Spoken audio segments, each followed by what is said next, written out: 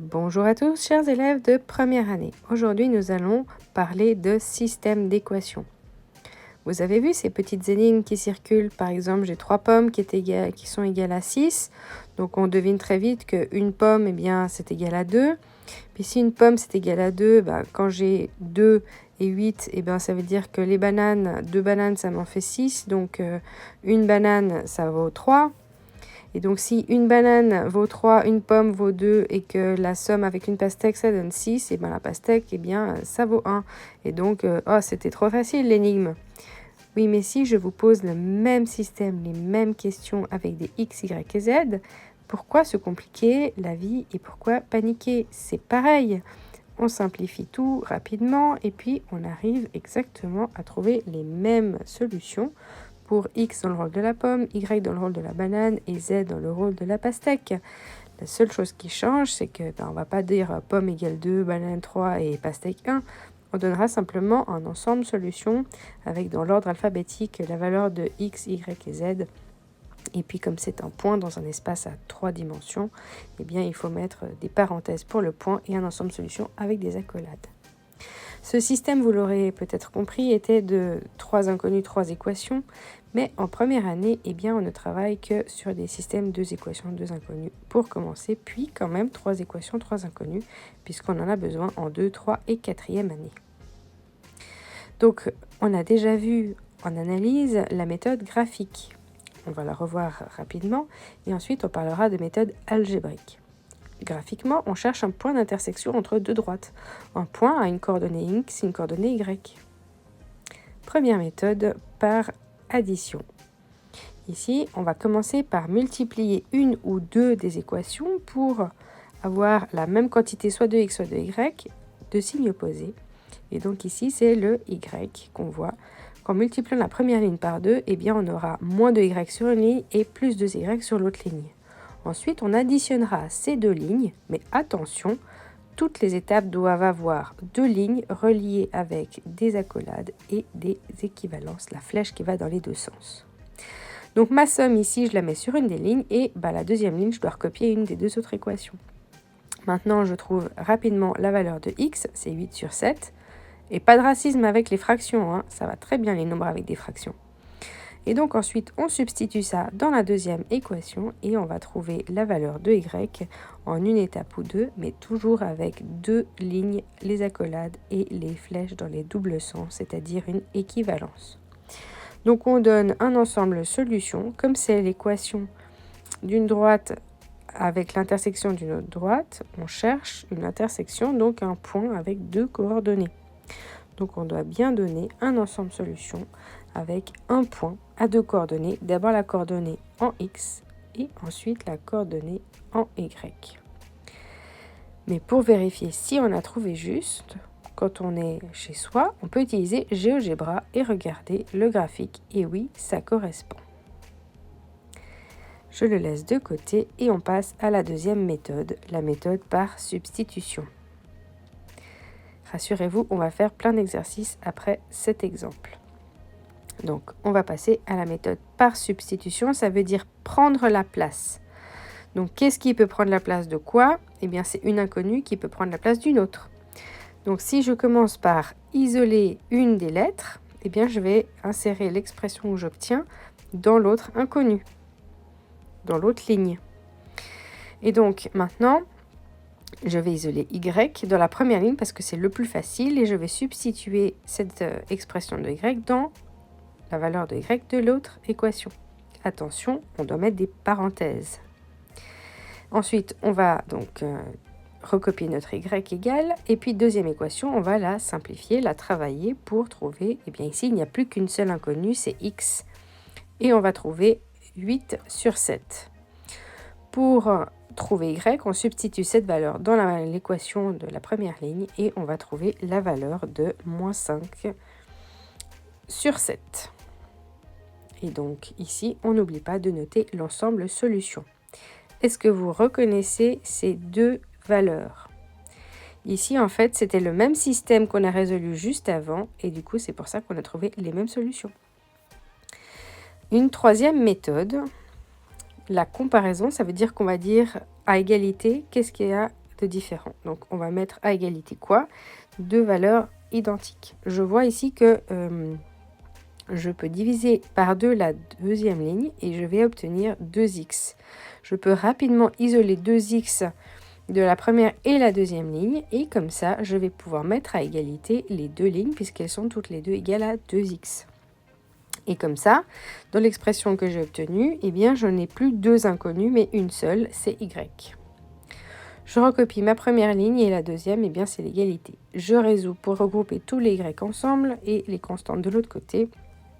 Très rapidement, on trouve la valeur de y égale à moins 1. Et finalement, on la substitue dans la ligne où x est tout seul. Et puis, on va trouver la valeur de plus 1. Ensemble solution finie. Mettez pause maintenant et résolvez les exercices suivants. Alors ici, je demande particulièrement d'avoir deux systèmes par addition, deux systèmes par comparaison et deux systèmes par substitution. Si on peut résoudre n'importe quel système par n'importe quelle méthode, il y a quand même des méthodes qui sont plus appropriées en fonction de la tête du système. C'est ici qu'on va essayer de voir quel système se prête à quelle méthode.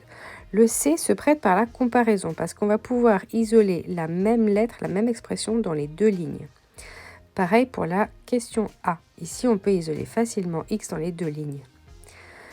Par addition, il faut voir si on peut multiplier rapidement une ligne pour obtenir donc la même valeur dans une autre ligne d'une même variable, donc dans E et F. Pour B et D, on fera donc par substitution puisqu'on peut rapidement isoler une lettre et la mettre donc substituée dans une autre. Commençons par la question A. Donc ici, comme on a dit, par comparaison, j'isole x dans les deux lignes et j'égalise donc mes deux expressions. Dans une ligne, eh bien, j'ai les deux variables et dans une, j'ai qu'une seule variable. Et très rapidement, on trouve la solution. On n'oublie pas sous-ensemble solution avec accolade des parenthèses. La question B se prête aussi à faire par addition. Par exemple, si je multiplie la deuxième ligne par moins 2, j'aurai la même quantité de y, une fois positive, une fois négative. Et puis à ce moment-là, en additionnant les deux lignes, les y se simplifient et il reste directement la valeur de x égale à 15, qu'on substitue immédiatement dans l'autre ligne. Et ensuite, on trouve la valeur de y. Et la valeur de y est égale à 35. Donc, il suffit de rapidement mettre l'ensemble solution et on a terminé avec le B. N'hésitez pas à arrêter la vidéo pour essayer la suite. Ici, dans la C, on remarque qu'il y a un 6y dans une ligne et un moins 6y dans l'autre. Donc, en faisant une petite multiplication par moins 1, on obtient 6y sur les deux lignes qui est isolée. Et donc, on peut directement comparer les deux lignes. On a une ligne avec juste du x et la deuxième ligne avec l'expression de y isolée.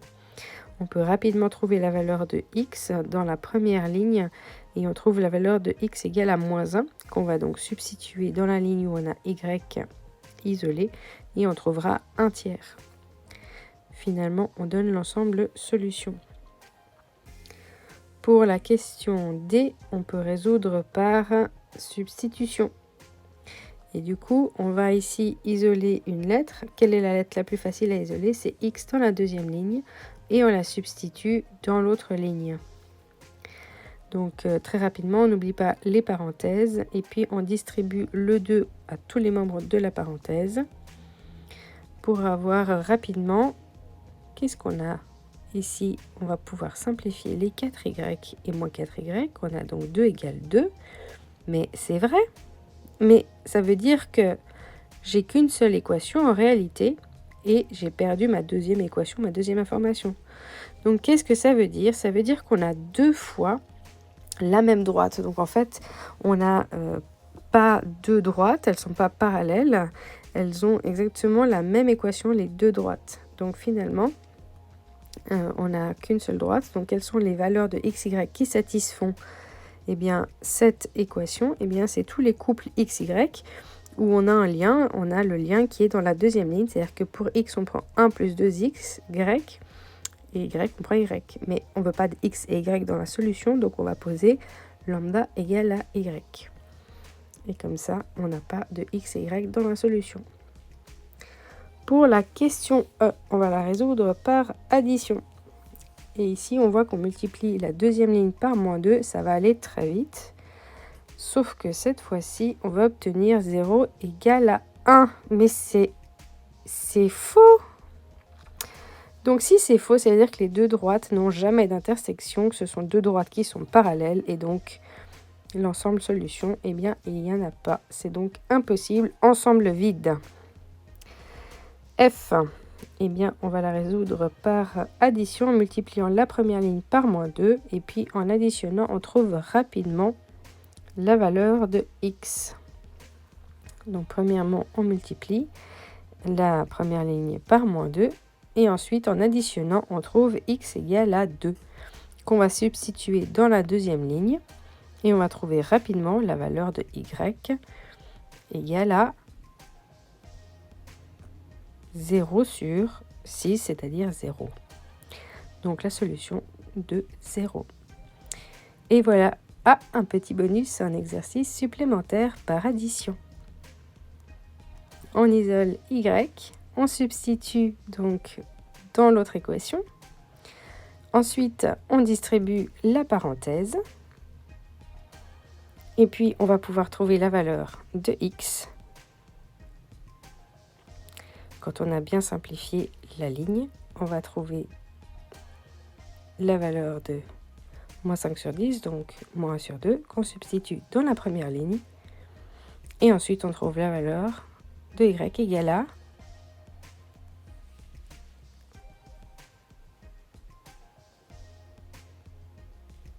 4. Et l'ensemble solution. Belle révision à tous!